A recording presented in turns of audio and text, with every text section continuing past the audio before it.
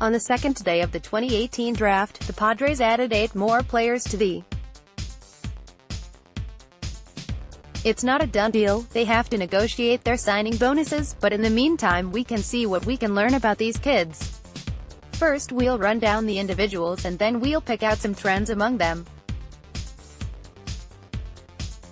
Round 3, Owen Miller, SS, Illinois State University, a right-handed hitting middle infielder. Miller is likely to move off shortstop but will likely be carried by a bat that makes a ton of contact with decent pop to go with some pretty good wheels. Fun fact, he hit for the cycle twice in 3 days. He played basketball in high school, which seems to be a trend this year, and he's a 4-year junior. I hope that Zach Bundeston doesn't mind if I borrow from his Twitter feed. The Padres' last pick, Owen Miller, cut his strikeout rate in half this season from his first 2 years in college. Also OPSED 1.052 in the Woodbat Northwoods League last summer, only 60 PA.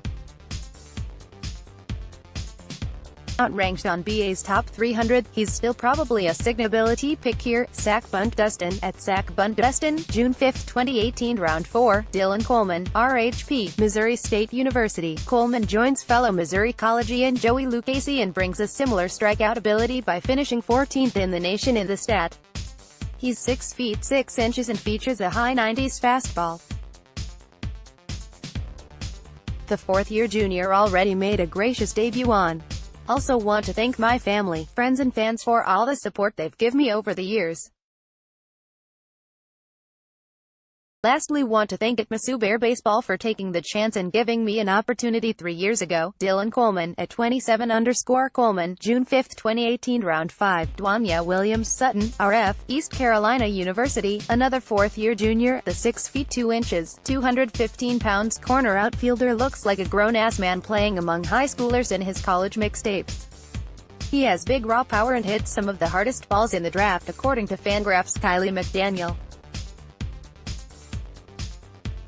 His big frame allows for projection of more power and his mechanics leave a lot to be desired, which means that he's gotten this far with hand-eye coordination and strength.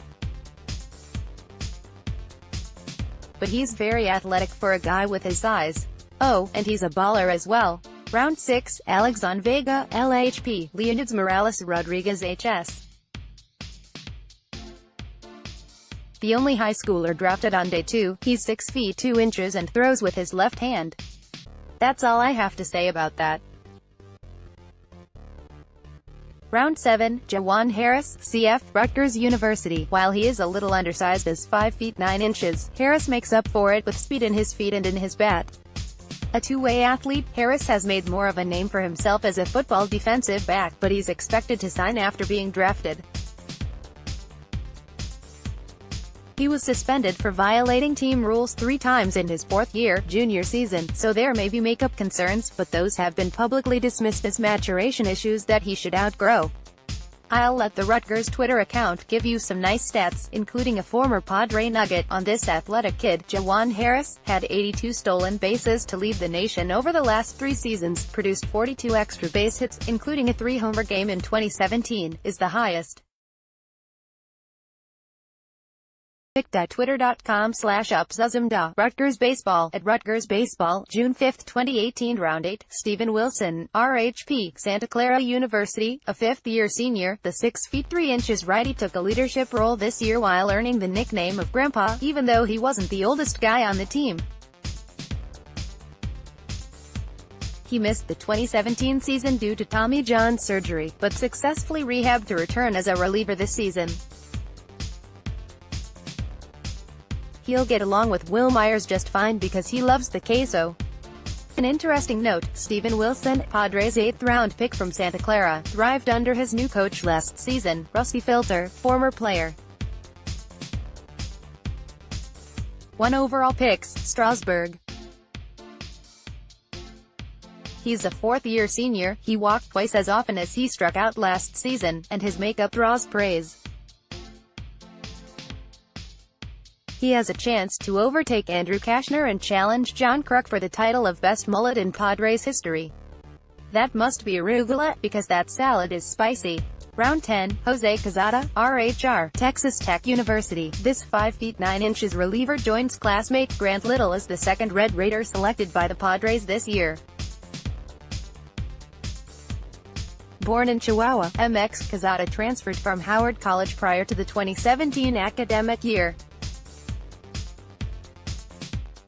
The thing that jumps off the board is that this set of draftees is almost entirely college upperclassmen. That means a couple of things, namely signability and proximity to the majors. These kids have less physical maturation needed than high schoolers or underclassmen, and they're eager to pursue their professional careers, so most if not all of these guys should sign for less than the slot projection. With an under-slot selection in the first round and possibly later on the first day as well, the Padres should have a bunch of cash left to make some lucrative offers to high-ceiling kids in the later rounds.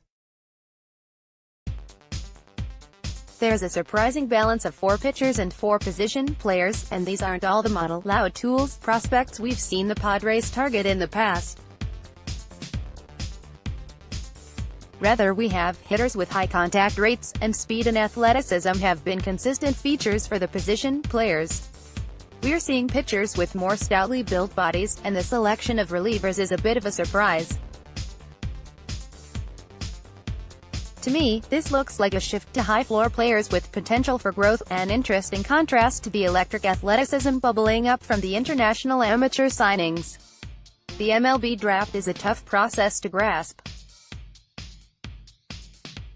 Unlike other leagues, the players selected this week will take years to develop into major league players, and most of them will fall by the wayside.